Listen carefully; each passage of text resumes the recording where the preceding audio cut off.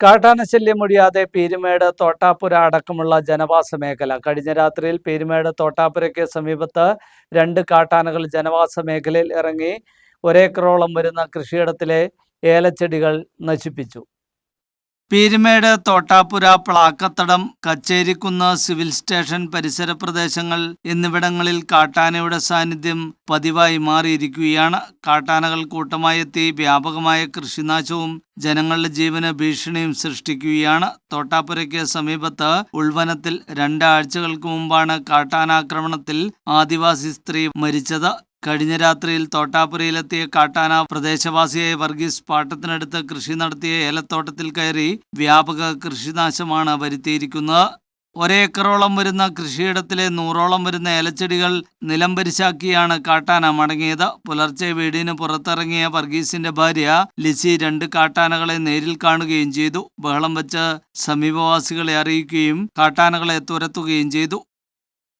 ഇനി ഇതൊന്ന് ശരിയാക്കി എടുക്കണമെങ്കിൽ ഇനി ആ നശിപ്പിച്ചതൊന്നും ശരിയാകുമൊന്നുമില്ല.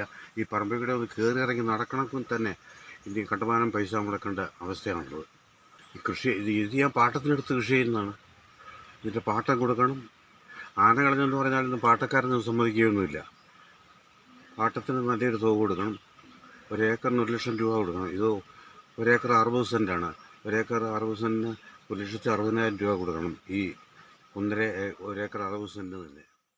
നിലവിൽ ലക്ഷങ്ങളുടെ നാശനഷ്ടമാണ് ഈ കർഷകന് ഉണ്ടായിരിക്കുന്നത്. പീരുമേട് തോട്ടാപ്പുരയും പരിസര പ്രദേശങ്ങളും നിരവധി പേർ അധിവസിക്കുന്ന ഒരു മേഖലയാണ്. ഇവിടെയാണ് കാട്ടാന നിരന്തരമായി എത്തുന്നത്. കൃഷിയിടത്തിൽ കാട്ടാന കയറുന്നതിനൊപ്പം ഇവിടുത്തെ കർഷകർ നിർമ്മിച്ച കയ്യാലകളടക്കം കാട്ടാന വ്യാപകമായി നശിപ്പിക്കുകയാണ്. ഇപ്പോഴും ഫോറസ്റ്റ് ഡിപ്പാർട്ട്മെൻറ്റ്, കോട്ടയം DF ഉൾപ്പെടെ പറഞ്ഞുകൊണ്ടിരിക്കുന്നത് ഇവിടെ ആനശല്യം ഇല്ല എന്നാണ്. നിങ്ങൾക്ക് ഈ ദൃശ്യങ്ങളിൽ നിന്ന് കാണാവുന്നതാണ് എന്താണ് സംഭവിച്ചുകൊണ്ടിരിക്കുന്നത്. വളരെ വേഗത്തിൽ ശാശ്വതമായ പരിഹാരമുണ്ടായില്ലെങ്കിൽ പീരുമേട്ടിലെ ജനം അവരുടെ ജീവനും സ്വത്തും സംരക്ഷിക്കുന്നതിന് വേണ്ടി ഏത് നിലയ്ക്കുള്ള പോരാട്ടത്തിലേക്ക് പോകുന്ന സ്ഥിതി ഉണ്ടാകും. അത് ജനാധിപത്യപരമാകാം. ജനാധിപത്യപരമായ മാർഗ്ഗങ്ങളിലൂടെ തീരുമാനമുണ്ടായെങ്കിൽ ജനാധിപത്യ വിരുദ്ധമായ മാർഗ്ഗങ്ങളിലൂടെ പോകേണ്ട സാഹചര്യത്തിലേക്ക് മനുഷ്യജീവൻ അപകടത്തിലാകുന്ന തരത്തിലേക്ക് കാര്യങ്ങൾ. കൂടാതെ ജനങ്ങളുടെ ജീവനും ഭീഷണിയായി മാറിയിരിക്കുകയാണെന്ന് നാട്ടുകാർ പറയുന്നു. വനംവകുപ്പിന്റെ ഭാഗത്തു നിന്ന് വിഷയത്തിൽ പരിഹാരം കാണുന്നതിൽ അലംഭാവം ഉണ്ടാവുകയാണെന്നാണ് നാട്ടുകാരുടെ പരാതി.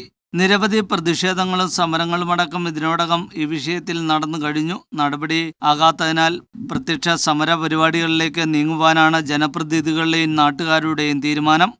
സ്ത്രീകളും കുട്ടികളും അടക്കം നിരന്തരം സഞ്ചരിക്കുന്ന ഒരു മേഖല കൂടിയാണ് ഇവിടം. രാത്രിയെന്നോ പകലെന്നോ ഇല്ലാതെ ജനവാസ മേഖലയിൽ കാട്ടാനയുടെ സാന്നിധ്യമുള്ളതായി നാട്ടുകാർ പറയുന്നു. കാട്ടാനയെ കൂടാതെ പുലി, കടുവ, കാട്ടുപോത്ത്, കരടി തുടങ്ങിയവയുടെ സാന്നിധ്യവും മേഖലയിലുണ്ടെന്നാണ് നാട്ടുകാർ പറയുന്നത്. News bureau, Kattappana.